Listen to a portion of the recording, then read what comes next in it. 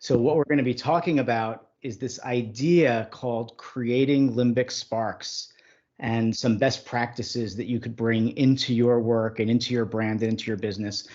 Thank you all for joining this conversation. I know some people are still coming on, and I'm going to jump right in. So I'm Kevin Perlmutter. I'm a brand strategy and neuromarketing consultant, and my company is Limbic Brand Evolution. And the first thing that I want to do is I want to start with a question, and please put your answers in the chat. And the question is, what brands do you care about? So I'll give you a minute, put some things in the chat, and Jasmine, let me know when there's a couple of things in there that have been played. I will.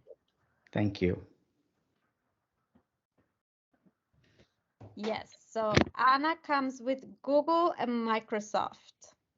Excellent, excellent brands. Why Google, Anna? Because I have an Android phone, and I also use the Google Suite at work. So what they do with their brand and what they do with their products has a big impact on my life. So it has a big impact on your life. Yes. So that's why you think about it. And I'm assuming a positive impact. What's another brand in the chat? We have Lauren saying Tesla. Tesla. Why Tesla? I think they're doing something really good for, the world and what, advancing a lot of their technology. And I think that's really important. So it aligns with your values in a big way. Excellent. Sure, Another example, maybe one or two more. Yeah, we have Keith. He is letting us know it's Apple and Dave's Bread. Hey, Keith, thank you for joining. Tell me about Dave's Bread and why you care about Dave's Bread. I think they've done an amazing job at building brand loyalty, and they started, Dave was in jail for 10 years and he came back and joined the family bakery. And he played guitar.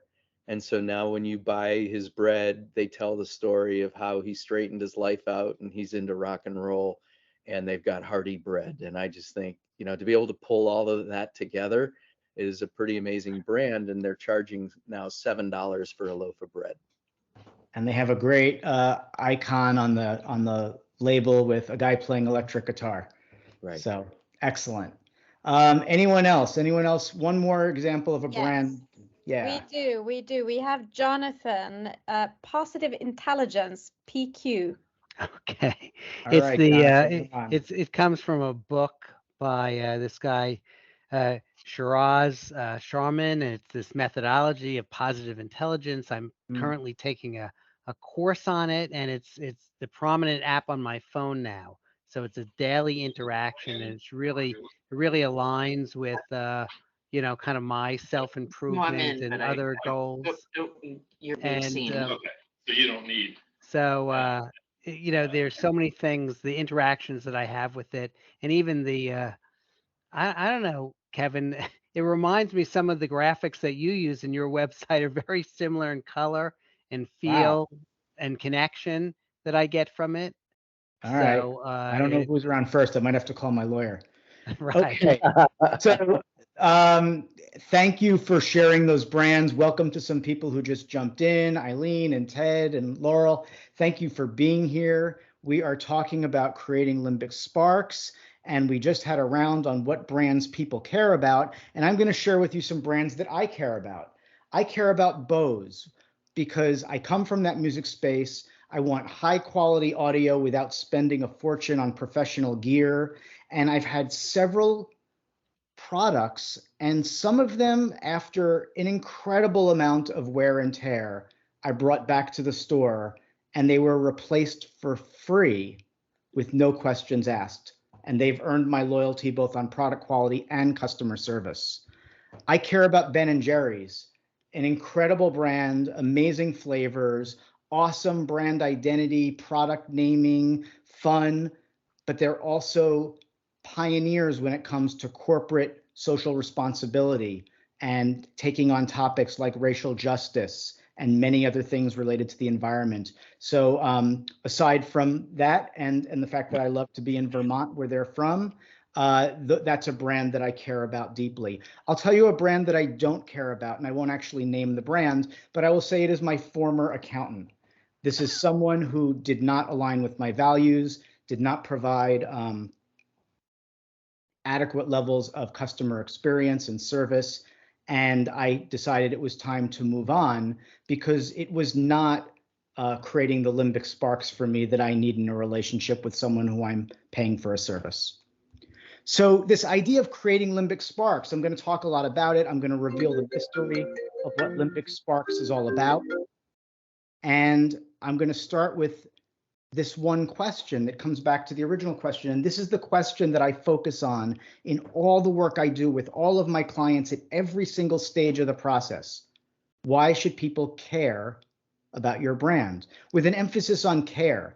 It's so important that people actually care for brands. And the only way that brands can get there is by equally caring about their customers and understanding what makes them tick. So what I'm doing in my work is I'm sparking brand desire with emotional intelligence. I'm bringing emotional insight into the process. Brands that I'm working with are acting in emotionally intelligent ways to be able to create these stronger connections. And neuromarketing, what neuromarketing is about, is tapping into the limbic part of people's brains. That's the part of the brain that affects emotion, motivation, behavior, and memory at the subconscious level, and doing so in a way that's going to attract and strengthen customer relationships. And when a brand is emotionally intelligent, it is more aware of how it makes people's lives better. It's more in tune with the needs and desires of others, so it can adapt as time goes on based on new insights and continuously be more helpful, compelling, and desirable. Forrester has proven over and over again, over multiple studies over the last decade and a half, that emotion is the largest driver of brand loyalty. How a brand makes us feel, has the most impact on our future business with that brand. It's why you guys love the brands that you mentioned, why you care about the brands that you mentioned. So brand leaders who act with emotional intelligence are always going to have competitive advantages and new avenues for growth that others do not.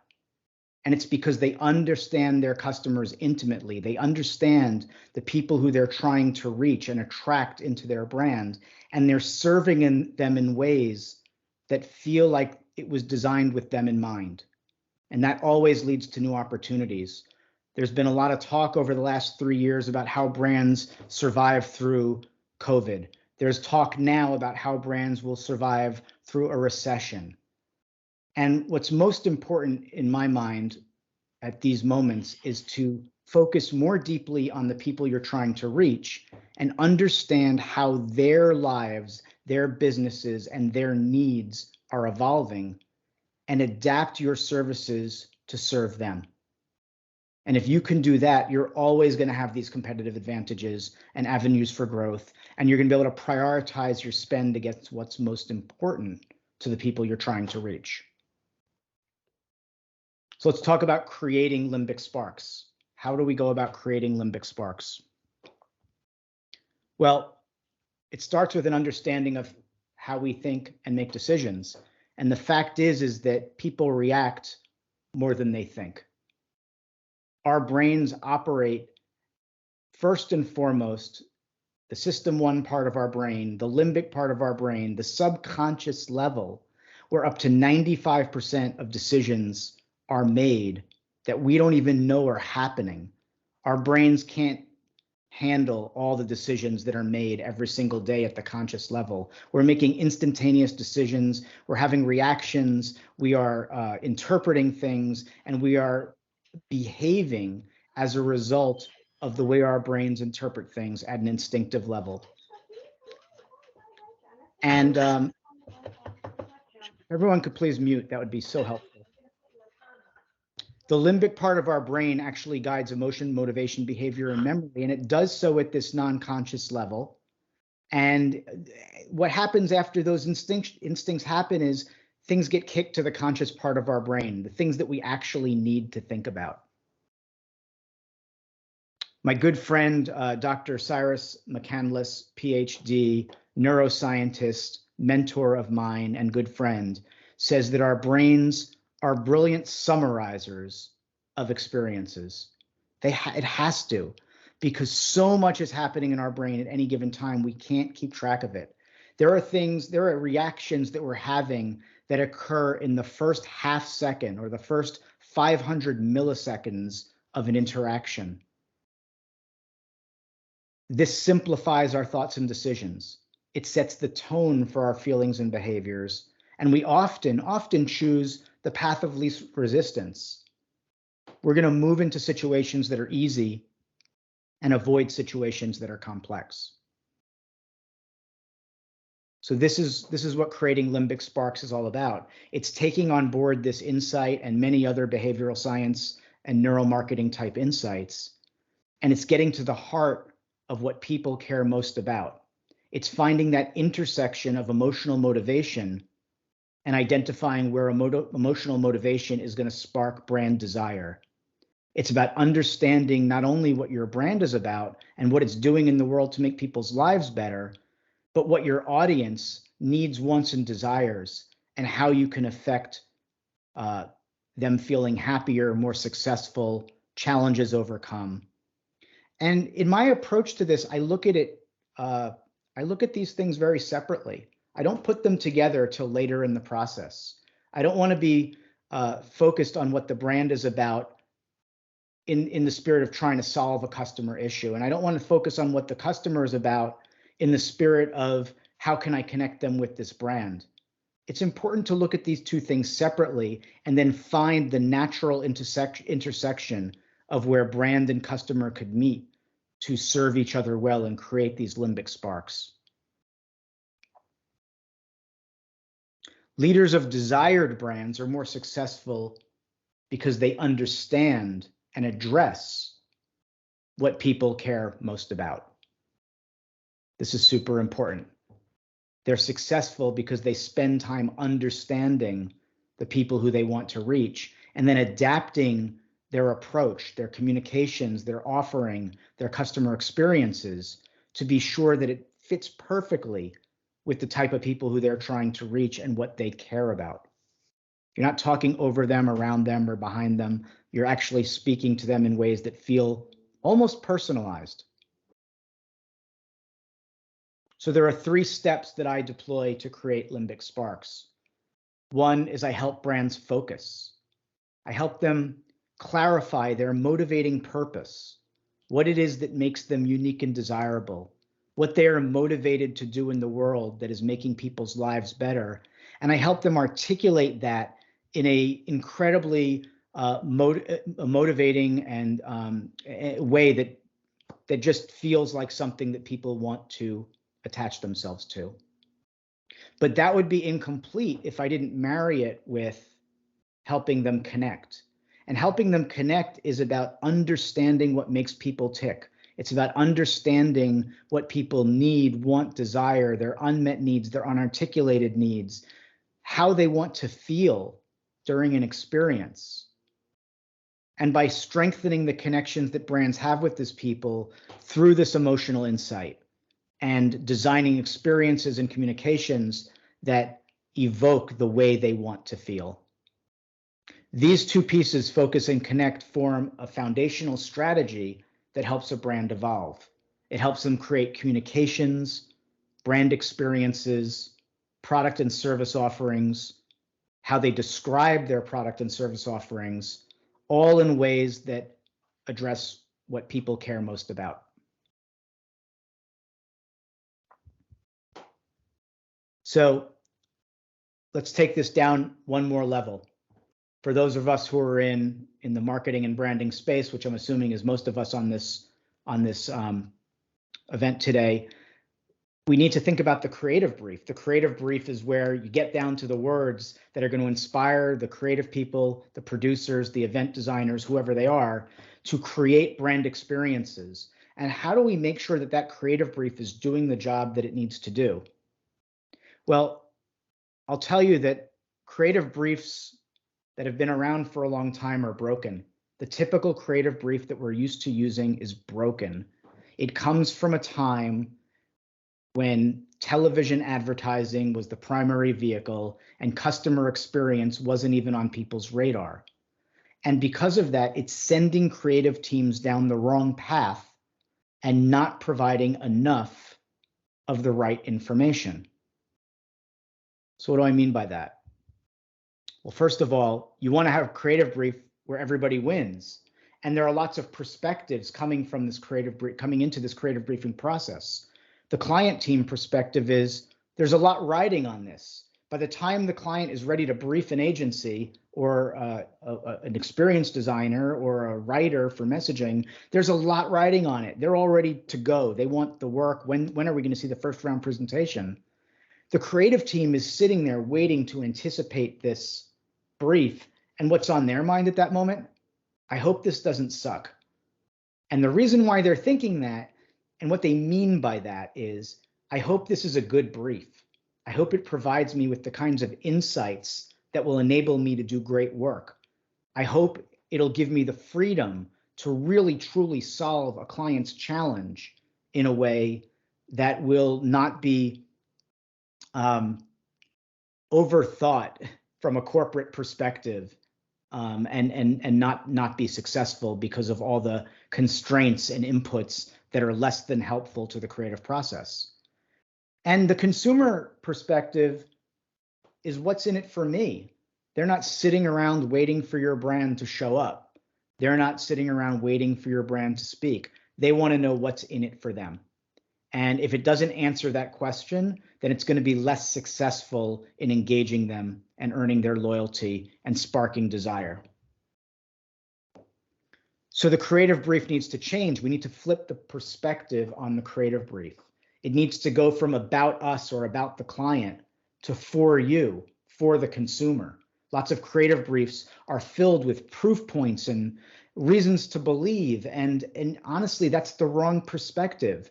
People don't react to proof points and reasons to believe. They react to things that they care about. And we need more consumer insight in the creative brief to identify what consumers care about, as opposed to pushing them proof points and reasons to believe. And we need to flip reasons to believe to reasons to care. Why should you care about this brand, product, or service? Why should you care? It's not because it does all these things functionally. It's because it will make you feel this way, because it will help your life in this way. So I've created a template for the Applied Neuromarketing Limbic Sparks creative brief. And I'm going to share it with you briefly here, but if anybody's interested in this, connect with me. I'd be happy to share it with you afterwards. But it flips the script on some of these sections. We still need a current situation. Why are we doing this? We need to get better at consumer insights. What matters to the people that you want to reach? The key takeaway needs to be rooted in how this brand, product, or service can improve people's lives. The call to action needs to be rooted in the behavior change that we wish to inspire. The emotional benefits, and they are emotional benefits, not the rational benefits. The emotional benefits answer that question, why should someone care? And the key performance indicators will indicate what success looks like, and the foundational elements are rooted in a brand positioning and brand personality traits that are reflective and interesting to the people who you're trying to reach. There's going to be time for questions in just a few minutes, so I'll be happy to answer questions and even go back to a slide if someone's interested. So the very last section are a few quick examples of creating Limbic Sparks, some brands that I've had the great pleasure of working with where we've been able to get to this point. One of them is the AT&T Performing Arts Center. It's a nonprofit in Dallas, Texas. They were struggling to attract and engage the large majority of the community that they were serving. They were doing a good job attracting more wealthy individuals, but they were not necessarily getting the credit that they wanted for things that they were doing as a nonprofit in the community, serving underserved parts of the community with access to arts and entertainment, education, serving emerging artists with access to stages and support getting their artistic careers underway. And they were wondering why. And part of the challenge had to do with the fact that they were speaking only to a small segment of their audience. And they weren't yet connecting with the larger part of the community who they wished to serve. So we helped them move from about us to for you. And we evolved their identity and their messaging around this idea of yours to discover.